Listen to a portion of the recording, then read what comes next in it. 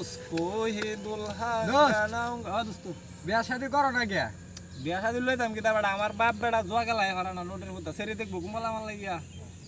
বুঝছো দোস্ত হ্যাঁ। শোনো শোনো তোমরা সাথে ফুলাফান আমরা ঠিক আছে বিয়া করে 4-5টা ফুলাফান আমরা আছে ঠিক আছে আরে বুঝছো ভাই তোমরা তো তোমার বাপে তোমার লইছে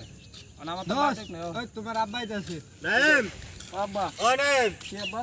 এ হইছে তোর লাগে বউ দেখছি সেরে বাইতে 3 লাখ টাকা যৌতুক দিব আমার জোয়া লাখ টাকা নাই বুঝছস তোর বিয়া করতে হইব